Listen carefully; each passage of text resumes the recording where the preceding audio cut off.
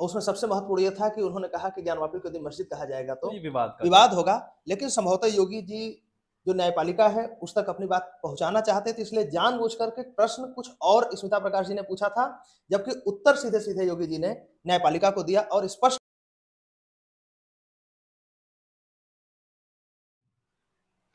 नमस्ते, मेरा नाम है राजीव शुक्ला और आप देख रहे हैं लोकरंग। उत्तर प्रदेश के मुख्यमंत्री योगी आदित्यनाथ ने एएनआई की स्मिता प्रकाश को हाल ही में एक इंटरव्यू दिया जो काफ़ी वायरल रहा। इस इंटरव्यू के कुछ पार्ट्स काफ़ी वायरल हुए, जिसमें योगी आदित्यनाथ ने ज्ञानवापी मस्जिद पर बात करते हुए उसको मस्जिद मानने से इनकार कर दिया है।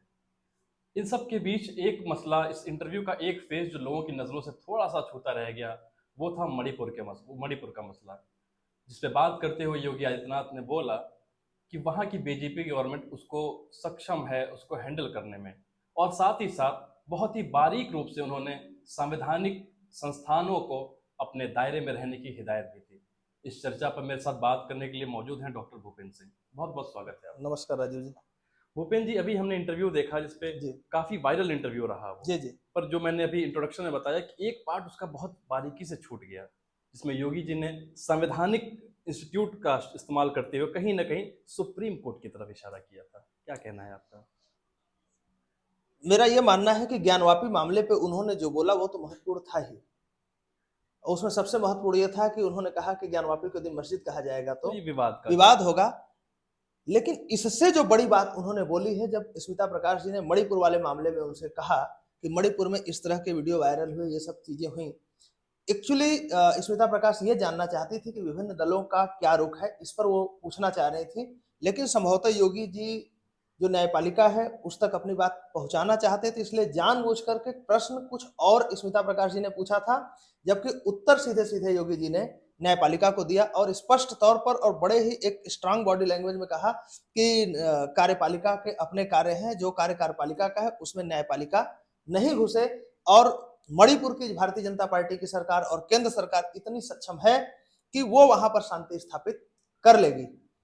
और बार बार आप देखेंगे कि इधर जब से चंद्रचूड़ जी का कार्यकाल आया है तब से इन बातों को लेकर चर्चाएं बड़ी तेज हैं कि कहीं ना कहीं न्यायपालिका जो है एक जो कार्यपालिका का अपना कार्यक्षेत्र है उसमें बार बार इन्वेट कर रही है। अभी बहुत ही चर्चित मामला रहा गुजरात में, जो वहां के दंगा पीड़ितों से पैसा इकट्ठा किया उनकी सहायता के लिए और उनके पैसे को अपने लिए खर्च कर दिया, यहां तक कि शराब की खरीदारी की गई। तीस्ता सितरवार की जी बात कर हाँ, रहे हैं आप? तो उस महिला ने जिसने दंगा पीड़ितों से चंदा वसूला और उसका शराब खरीदा, पार्टियां की, 5 स्टार होटल के बिल भरे, और ये आरोप सिद्ध हो चुके हैं, उसके प्रमाण गुजरात हाईकोर्ट में आ गए और गुजरात हाईकोर्ट ने जब तीस्ता सितलवाड़ को जमानत देने से मना कर दिया, उस समय तीस्ता सितलवाड़ सुप्रीम कोर्ट गई और सुप्रीम कोर्ट में उस समय सुप्रीम कोर्ट की छुट्टी चल रही थी, बावजूद इसके तुरंत ही मुख्य न्यायाधीश महोदय ने इस पर कोर्ट बुलाया, रात को कोर्ट बैठी और तीस्ता सितलवाड़ को अग्रिम जमानत दी गई। ये मुद्दा काफी चर्चा में रहा। इसी तरह से आप देखेंगे तो ज्ञानवापी जिसकी चर्चा आपने शुरू में की, उसमें भी इस तरह की बातें निकल करके लोगों में के एक चर्चा का विषय बनी हुई है कि ज्ञानवापी मामले में हर चीज का एक तरीका होता है। पहले जो छोटी अदालत है वहां लोग जाते हैं, फिर हाई कोर्ट में जाते हैं, फिर सुप्रीम कोर्ट में जाते हैं। बड़े बड़े मुद्दे हैं, बड़े बड़े चीजें हैं, उसके लिए सुप्रीम कोर्ट के पास समय नहीं है। 20-20 साल से, 30-30 साल से लोग वहां पर लगे हुए हैं, लेकिन कुछ मुद्दे हैं जिस पर ऐसा लगता है कि सुप्रीम कोर्ट आवश्यकता से ज्यादा एक जो एक्टिविज्म है उसकी तरह बिहेव कर रही है। जैसे ही मुस्लिम पक्ष वहां पर पहुंचा कि जो एएसआई सर्वे कर रही है इसको रोक लगा दिया जाए, सुप्रीम कोर्ट ने तुरंत उस याचिका को स्वीकार कर लिया और मुस्लिम पक्ष के पक्ष में निर्णय दे दिया। उसके बाद मणिपुर के मुद्दे में, पश्चिम बंगाल में पंचायत चुनाव के दौरान आपने देखा कि कितनी सारी घटनाएं हुई और क्या क्या चीजें पिछले पंचायत चुनाव में भी हुई और इस पंचायत चुनाव में भी हुई, और तमाम तरह के वीडियो वायरल हुए, लेकिन वहां पर सुप्रीम कोर्ट ने अपने आवाज नहीं उठाई या अपने तरफ से कोई भी बयान नहीं दिया। और मणिपुर वाले मुद्दे में जिस तरह से सुप्रीम कोर्ट आवश्यकता से ज्यादा सक्रिय है, और जबकि ये स्पष्ट रूप से समझ में आ रहा है कि कोई भी वीडियो जब घटना घटी उसके 2 महीने बाद एक राजनीतिक कारण से संसद सत्र से एक दिन पहले पूरा जो उनका इकोसिस्टम है वो मिलकर वायरल कर रहा है, तो ये राजनीतिक कारण से हो रहा है, उसमें सुप्रीम कोर्ट द्वारा इतना ज्यादा दिलचस्पी दिखाना कहीं ना कहीं सवाल खड़ा करता है। और ऐसे में योगी आदित्यनाथ जी भले उत्तर प्रदेश के मुख्यमंत्री हैं, लेकिन मैं यदि कहूं कि उनका जो कद है, वो चाहे पूरे भारत की हम बात करें या फिर भारतीय जनता पार्टी की बात करें, कहीं ना कहीं वो नरेंद्र मोदी जी के बाद दूसरे नंबर पर है, और लोगों में भविष्य में एक प्रधानमंत्री के रूप में उनको देखना शुरू कर दिया है। इसलिए उनके द्वारा इस एएनआई के इस इंटरव्यू में इस तरह का स्ट्रांग मैसेज और इस तरह के स्ट्रांग बॉडी लैंग्वेज के साथ मैसेज देना बहुत ही महत्वपूर्ण है। और हमें लगता है कि एक व्यक्ति इतना खुल करके बोलना शुरू किया है, सुप्रीम कोर्ट को यह लगता है शायद कि कोई उनके खिलाफ बोलेगा नहीं और होली काऊ वाली जो स्थिति है जी। उसमें वो बनकर रहेंगे। लेकिन यदि योगी जी ने बोलना शुरू किया है और बाकी लोग भी इस पर बोलना यदि शुरू कर देंगे, तो सुप्रीम कोर्ट के लिए काफी मुश्किल खड़ी हो सकती है। भूपेन जी, अभी आपने चीफ जस्टिस की बात की कि जी उन्होंने जी किस तरीके से आधी रात को सुप्रीम कोर्ट खोल के पुराना रिकॉर्ड भी इनका रहा है कि ये आतंकवादियों तक उन्होंने मतलब रिलीफ दिया है कोर्ट जी, खोल के। सुप्रीम कोर्ट का ये रिकॉर्ड सुप्रीम रहा है। जी। अभी हाल फिलहाल में ही चीफ जस्टिस का एक बयान आया जी जिसमें वो कहते हैं कि आप बंगाल में हो रही हिंसा को, राजस्थान में हो रही हिंसा को, महिलाओं के खिलाफ हो रहे अपराध का हवाला देकर मणिपुर को ठीक नहीं ठहरा सकते। उनकी ये बात बिल्कुल ठीक है, जी मगर पते की बात यह है कि किसी ने मणिपुर को ठीक ठहराया ही नहीं है। तो कैसे वो इस कंपैरिजन में बंगाल की हिंसा पे और राजस्थान की हिंसा पे चुप रह जाते हैं और मणिपुर की हिंसा को हाईलाइट करते हैं? प्रॉब्लम तो यही सारी है। यदि वो मणिपुर के हिंसा पर केवल जवाब देते जी। कि मणिपुर की ये घटना घटी है, ठीक नहीं है, इसके ऊपर सुप्रीम कोर्ट कार्रवाई कर रहा है, तो कोई मसला नहीं है। आप खुद ही अपने बयानों में फंस रहे हैं ना। आपने ही राजस्थान का और पश्चिम बंगाल का जिक्र करना शुरू किया, और आप खुद ही बता रहे हैं कि हमने पश्चिम बंगाल या राजस्थान की घटनाओं में कुछ नहीं किया।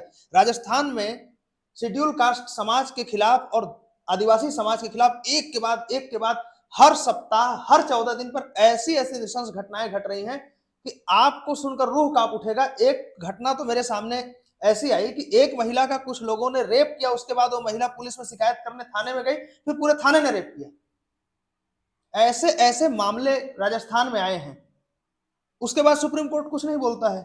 पश्चिम बंगाल में जो मामले आए हैं, विरोधी दल के कार्यकर्ताओं की हत्या वहां पर सरेआम है, और हत्या एक तो हो जाती है कि गोली चल गई, कुछ हो गया। उत्तर प्रदेश में भी हत्याएं हुई, लेकिन फांसी पे चढ़ा देना, पीट पीट कर मार देना, यानी नृशंस हत्याएं वहां पर हो रही, जो ये दिखाती हैं कि अच्छा हमारे पार्टी से दूसरी पार्टी में जाओगे, मैं तुमको सबक सिखाऊंगा। तो ये तो लोकतंत्र की हत्या सीधे सीधे हो रही है। ये कोई गैंगवार नहीं है, दो गुंडों की लड़ाई नहीं है, ये सीधे सीधे किसी पार्टी द्वारा लोकतंत्र की हत्या का मामला है। उसमें यदि आप चुप रहेंगे, फिर अपने से ही अपनी पोल खोलेंगे, तो निश्चित रूप से ये चर्चा का मामला बनेगा। और योगी जी ने जो इंटरव्यू दिया है, उसमें जो उन्होंने बॉडी लैंग्वेज दिखाया है, वो बहुत ही काबिल तारीफ है। जी भूपेन जी, जिस तरीके से हम देख रहे हैं कि कोर्ट्स का वामपंथी नैरेटिव के साथ एक कॉकस सा बनता हुआ दिखाई देता है हमें, वो इनको समर्थन करते हैं और ये इनको समर्थन करते हैं। इसके खिलाफ उत्तर प्रदेश के मुख्यमंत्री ने जो बोला है, पहली बार किसी इस कद के व्यक्ति ने इसको मीडिया के सामने इतने खुले तरीके से बोला है, तो क्या आपको लगता है कि इससे कुछ प्रभाव पड़ेगा देश में?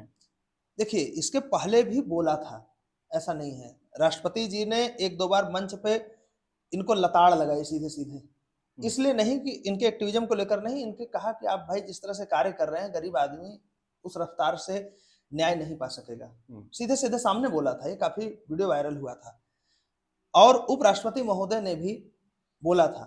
लेकिन ये सभी लोग नॉन पॉलिटिकल लोग हैं, ये सभी लोग नॉन पॉलिटिकल लोग हैं, चाहे राष्ट्रपति हो चाहे उपराष्ट्रपति हो, ठीक है।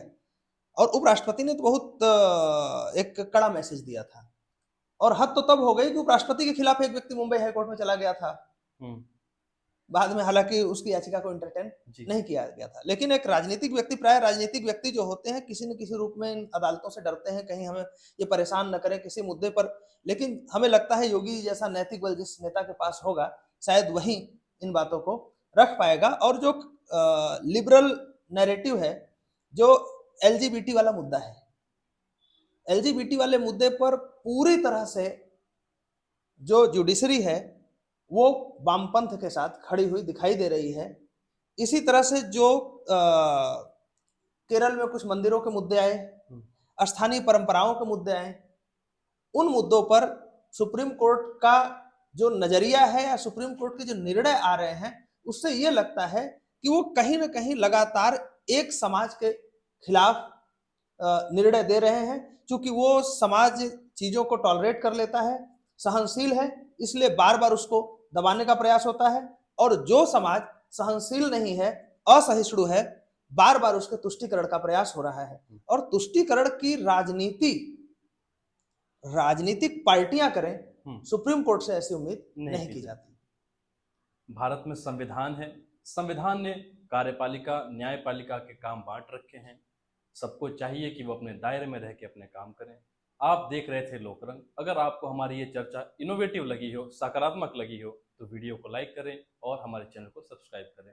धन्यवाद। नमस्कार।